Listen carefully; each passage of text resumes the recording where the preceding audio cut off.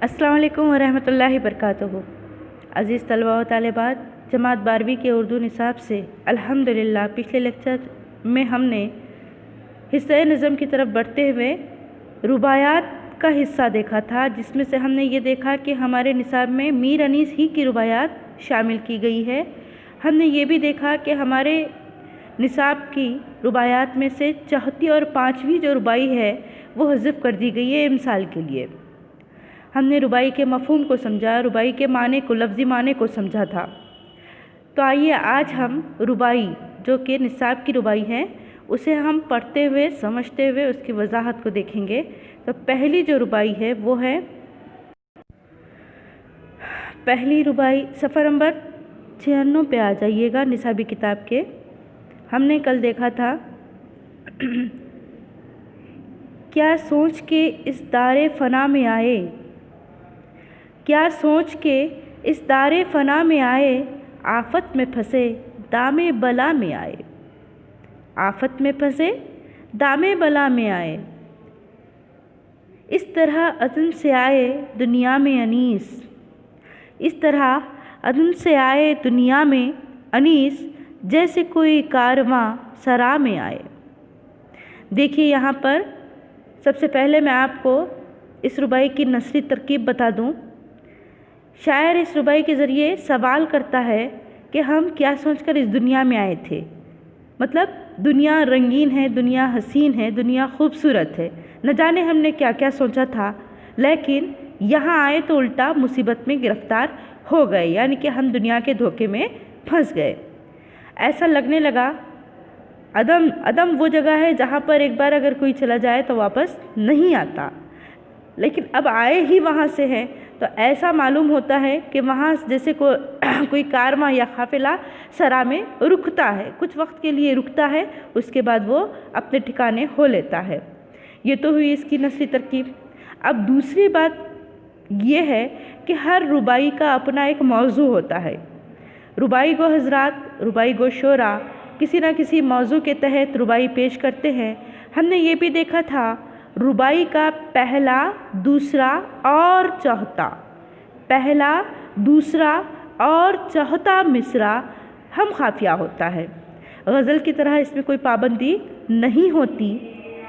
अब हमको यहाँ ये देखना है कि इस रुबाई का मौजू क्या है। हर एक का कोई ना कोई मौजू होता है, तो हम यहाँ पर जब रुबाई पढ़ते हैं तो अंदाज़ा होता है कि यहाँ आखिरत का कहीं ना कहीं ज़िक्र है, यानी आखिरत के हवाले से दुनिया को बताने की कोशिश की गई है। तो दुनिया व आखिरत की हकीकत यहाँ बताने की कोशिश हुई है।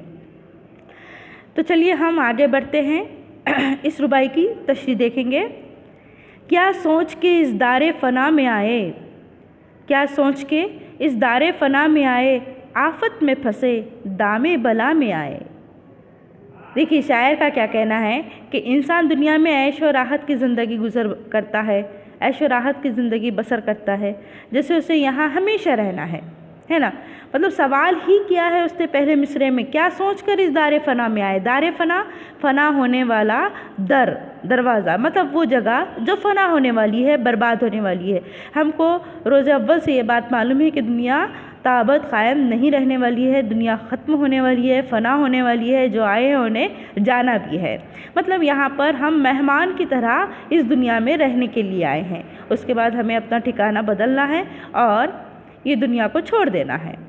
तो अब शायर सवाल करता है कि इंसान जिसकी फितरत है इस दुनिया में रहते हुए ऐश व आराम की ज़िंदगी गुजारना और साथ साथ हाँ, तो फिर अब यहाँ ये पता चलता है कि इस दुनिया में हमेशा तो हमें रहना है नहीं, हमेशा नहीं रहना है, तो फिर इतना सामान किस लिए, ये सामान, ये ऐश व इशरत की ज़िंदगी, या आसाइशें किस लिए, यहाँ हमेशा तो रहना नहीं है। तो फिर एक बात और ये पता चलती है कि ये दुनिया मुसीबत व आलाम से, परेशानियों से घिरी पड़ी है। बहुत ज़्यादा मुसीबतें हैं, आलाम हैं, दुख है, तकालीफ़ है, और हमने ये मुसीबत और परेशानियों को ख़ुद अपने गले का हार किया है, ख़ुद मुसीबत का फंदा अपने लिए चुना है। क्योंकि یہ دنیا میں رہتے ہوئے ہم یہ بھول جاتے ہیں کہ ہمیں اس دنیا کو چھوڑ کر واپس بھی جانا ہے۔ یہ بات بھولنا ہی ہماری سب سے بڑی بھول ہے، جس کی وجہ سے ہمیں کہیں نہ کہیں دھوکہ کھانا پڑتا ہے، اور دھوکہ کھانے کے بعد یہ احساس ہوتا ہے کہ ہم نے اپنی زندگی کو کس طرح سے عذاب میں ڈال رکھا ہے۔ اس کے بعد شاعر کہتا ہے کہ اس طرح عدم سے آئے دنیا میں انیس، شاعر نے خود کو مخاطب کیا، اس طرح عدم سے آئے دنیا میں انیس جیسے کوئی کارواں سرا میں آئے۔ شاعر کا کہنا ہے دنیا میں آنکھ کھلنے سے لے کر یہاں سے رخصتی کے وقت تک کی جو مدت ہے ہماری، کتنا ہے وقت ہمارے پاس، آنکھ کھولے اور ذرا سا نظر کیا گھمائی کہ آنکھ ہماری بند ہو گئی، تو معلوم ہوتا ہے غور کرنے پر کہ بہت مختصر سا خلیل سا عرصہ ہے اس دنیا میں رہنے کا۔ اس مدت کو شاعر نے مسافر کے سرائے کی طرح کہا ہے، کارواں سرائے میں آئے۔ کارواں قافلے کو کہتے ہیں، سرا ٹھکانے کو کہتے ہیں، مسافر کے ٹہرنے کی جگہ کو کہتے ہیں۔ تو ٹہرنے کی مدت کیسے، مطلب عام طور پہ کیا ہوتا ہے، مسافر رات گزارنے کے لیے سرا میں رکتا ہے یا کچھ وقفے کے لیے، کچھ وقت کے لیے سرا میں ٹہرتا ہے۔ تو بالکل اسی طرح سے یہ ہماری دنیاوی زندگی سرا میں ٹہرنے کے برابر ہے، جہاں مسافر ہمیشہ نہیں رہتا، وقتی طور پر عارضی طور پر ایک ٹھکانہ بناتا ہے اور اس کے بعد نکل پڑتا ہے۔ دراصل کیا ہے، یہاں پر صنعت تشبیہ کا بھی استعمال ہوا ہے، اسی لیے کہا گیا کہ یہ دنیا بہت حسین ضرور تو ہے، رنگین ضرور تو ہے، لیکن اس دام الفت میں گرفتار ہونا گویا خود کو دھوکے میں ڈالنا ہے، بربادی کے راستے پر چل پڑنا ہے۔ لہٰذا اس دنیا میں رہنا ہے تو اپنے دامن کو سمیٹ کر رکھو، تاکہ روز محشر شرمندگی کا سامنا، رسوائی کا سامنا نہ کرنا پڑے۔ چلیے آج ہم پھر دوسری ربائی کی طرف بھی بڑھتے ہیں۔ پہلی ربائی الحمدللہ مکمل ہوتی ہے، ہم دوسری ربائی دیکھیں گے۔ دوسری ربائی ہے اندیشہ باطل سحر و شام کیا۔ اندیشہ باطل، اندیشہ باطل سحر و شام کیا، غبا کا نہائے کچھ سر انجام کیا۔ ناکام چلے جہاں سے افسوس انیس، ناکام چلے جہاں سے افسوس انیس، کس کام کو یہاں آئے تھے کیا کام کیا۔ دیکھیے میں آپ کو نسلی ترکیب بتا دوں، یہاں پر شاعر نے دنیا کی بے ثباتی کا ذکر کیا ہے، یہاں پر شاعر نے صبح اور شام کی جو الگ الگ کیفیت ہوتی ہے اس کا ذکر کیا ہے۔ صبح اور شام کی فکر، افسوس کہ آخرت کے لیے کچھ بھی بندوبست نہیں کیا، بس جس طرح سے وہ شعر ہے، صبح ہوتی ہے شام ہوتی ہے، عمر یوں ہی تمام ہوتی ہے، ٹھیک اسی طرح سے شاعر کا کہنا ہے کہ یہاں بھی ہم نے آ کر اندیشہ باطل سحر و شام کیا، یعنی صبح اور شام بس اسی فکر میں گزار دیے، لیکن آخرت کا ہم نے کوئی بندوبست نہیں کیا۔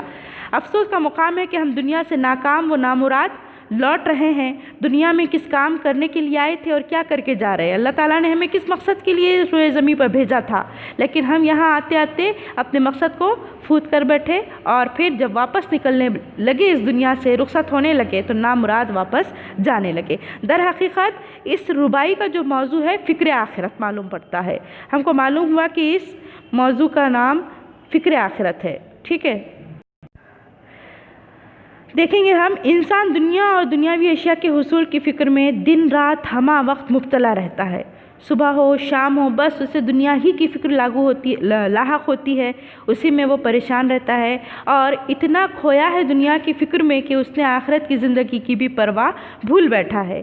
جب یہ حقیقت اس پر عیاں ہوتی ہے کہ یہ دنیا کو تو ہم نے بہت مختصر عرصے کے لیے گزارنا تھا، لیکن جیسے گزر ہی گئی، اب ہمیں یہاں سے لوٹنا ہے، تب تک کہ زندگی ختم ہونے کو ہوتی ہے، اور اس وقت سوائے کف افسوس کے کچھ ہاتھ نہیں رہتا، زندگی ختم ہو جاتی ہے، یعنی دنیاوی زندگی، اور آخرت کی زندگی تو ہمیشہ قائم و دائم رہنے والی ہے، کبھی نہ ختم ہونے والی ہے۔ اور اس زندگی کا ہم نے کیا سودا کیا، اس زندگی کے لیے ہم نے کیا تیاری کی۔ جب موت قریب ہوتی ہے تو انسان کو اس بات کا شدید احساس ہونے لگتا ہے کہ اس نے اپنے لیے کس طرح خسارے کا، گھاٹے کا سودا کیا ہے، کیونکہ اس وقت تک اسے ناکامی کے سوا کچھ ہاتھ نہیں آتا۔ اسی کا نتیجہ ہے کہ زندگی میں وہ رہ کے بھی خوش نہیں رہتا، دنیاوی زندگی میں وہ خوش نہیں رہتا، زندگی کے جو بھی فرائض ہے وہ ادا نہیں کر پاتا ہے، زندگی کو فضول کاموں میں، بیکار بہانوں میں گزار دیتا ہے۔ اس طرح سے اس کی زندگی بالکل ہی پریشان کن ہو کر رہ جاتی ہے۔ جس طرح سے غالب نے کہا تھا کہ جان دی ہوئی اسی کی تھی، جان دی دی ہوئی اسی کی تھی، حق تو یوں ہے کہ حق ادا نہ ہوا۔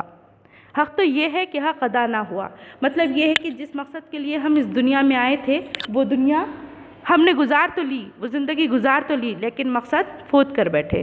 تو الحمدللہ ہمارے یہاں پر 2 رباعیات مکمل ہوتے ہیں۔ انشاءاللہ پھر ملتے ہیں اگلے لیکچر میں اگلی سرگرمی کے ساتھ۔ آپ لوگ یہ رباعیات کو پڑھیے، سمجھیے، مشکل الفاظ کو تحریر کیجیے۔ چلیے، اللہ حافظ۔